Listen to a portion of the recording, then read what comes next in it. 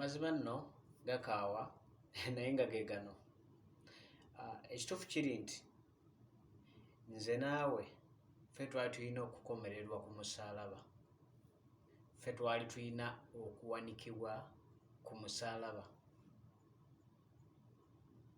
Actually Yesu Kristo teyalina nsonga yonna eyali emuwanisa ku musaalaba, naye yayeesaddaaka bwesaddaazi ku lwaffe, yayeewaayo nga ssaddaaka ku lulwo nange.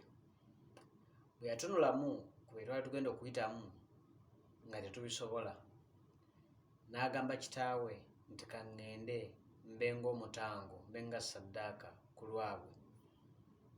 Ekituufu kiri nti emiggo gye baakuba Yesu tewaali gisobodde. Amaggwa ge baamuteeka ku mutwe gaali galina kuba gago naye tewaali gasobodde. Kyava atunulamu n'alaba nga byali bizito nnyo, byali binene nnyo bye twali tugenda okuyitamu nga tetujja bisobola, n'agamba nedda, ka ŋŋende ku lwabwe. Olaba mwennyini yatuuka ekiseera nga alaba kimuyinze, ng'alaba kizito ye. Essuula ya Matayo, ekitabo kya Matayo essuula eya 26 olunyiriri lwa 39, n'agamba kitange, bwe kiba kiyinzika ekikompe kino kinzigibweko. Si nga nze bwe njagala, naye nga ggwe bw'oyagala. Kyali kinene nnyo ab'emikwano, kyali kinene. Emiggo gye baakuba Yesu gyali gina kkubwa ggwe. Amaggwa ge baamuteeka ku mutwe, engule ey'amaggwa yali erina kuba ku mutwe gwo. Yinki 6 ze baamuyingizaamu zaali zirina kuyingira mu ggwe nange. Amafumu ge baamufumita gaali galina kufumitibwa ggwe.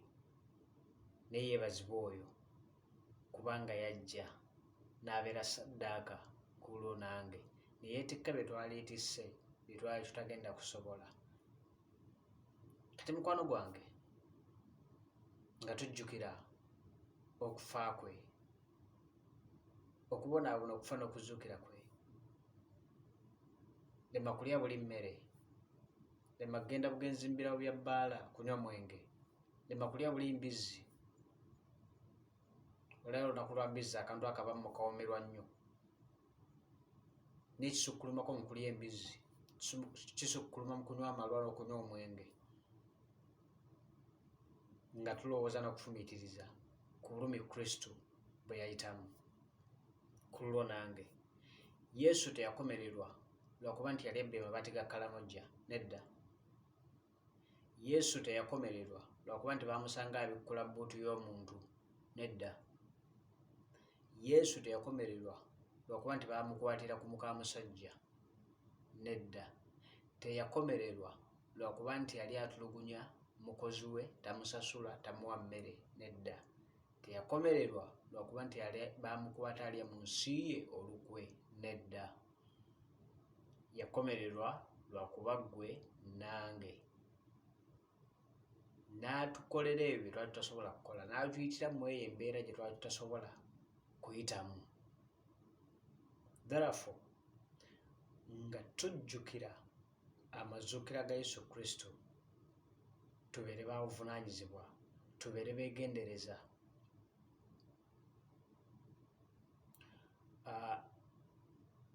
Omusajja omu yagamba nti over excitement is inversely proportional to reasoning. Over excitement is inversely proportional to reasoning. Nti ebiseera ebisinga omuntu bw'asanyuka ennyo ayinza omumaliriza nga yeerabidde okulowooza oba n'aluuzinga entegeera ye. So nga tusanyuka, gy'osobola okusanyukira yonna, tova mu kutegeera kwo. Obulamu kikulu nnyo kuba tujjukira mazuukira ge. Saagala kulaba ate gwe ng'oyiseŋŋanya buyisiŋŋanya na Yesu. Yesu azuukira, Yesu ayambuka ng'okkirira.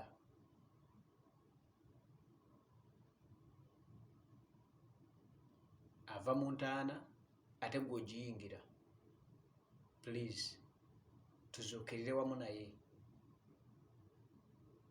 let's be responsible as we celebrate the resurrection of our Lord Jesus Christ.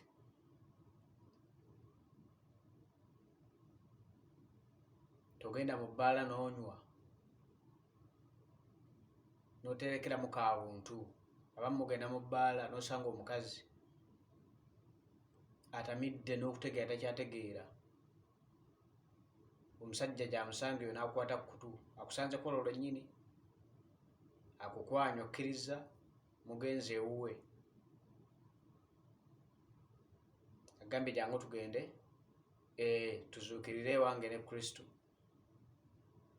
Omusajja tomumanyi, osanga yalwalwala dda n'ebirwadde, oba gwe omukazi mwennyini ye mulwadde, mwabadde bagenzi okuzuukira ne Kristo, ne mmaliriza ate nga mufudde bufu, ye azuukidde mmwe mufudde. Tonywa n'ovuga, kuba oyinza omaliriza ng'okoze ensobi, abadde asanyuka okuzuukira ne Kristo, ye ng'azuukidde gwe ng'ofudde, muyisiŋŋanyiza buyisiŋŋanya. Therefore, let's be responsible. Let's take care of our lives. It's so important. Tusanyukire wamu ne famire zaffe n'emikwano gyaffe, naye nga twegendereza tuleme kukosa balala, tuleme kulumya balala. Why? Because Christ died so we can live a life that gives glory to God. Yafa tubeere mu bulamu obuddiza Katonda ekitiibwa, obulamu obusanyuka, obulamu obweyagaza, obusanyukira awamu n'abalala. So nga musanyukiramu ne famire zammwe n'emikwano gyammwe, tubeere beegendereza, naye nga byonna nga tulowooza ku bukulu obw'omusalaba. Remember, si ye yalina okugusitula, si ye yalina okugwetikka, gwali gugwo, n'agukusitulira, n'agukwetikkira. Tokyerabiranga mu bulamu bwo. Buli lw'okola eby'ekisiru, eby'ekijega, obeera omuzza mu bulumi bwe yayitamu. Obeera omuzza mu bulumi bwe yayitamu. Bangi mwali mulwaddeko amabwa. Bw'obeera n'ebbwa, toyagala muntu yenna kukusemberera kuba ayinza okukugona mu bbwa. Wali owuliddeko kye kitegeeza omuntu nga akukoonye mu bbwa, akuzze mu kiwundu, omanyi kye kiruma. Buli lw'okola ebikontana ne Kristo, obeera omudda mu biwundu, obeera omuzza ku musalaba. N'olwekyo mbaagaliza amazuukira amalungi n'abantu bammwe ne famire zammwe, naye obulamu kikulu nnyo. Shalom.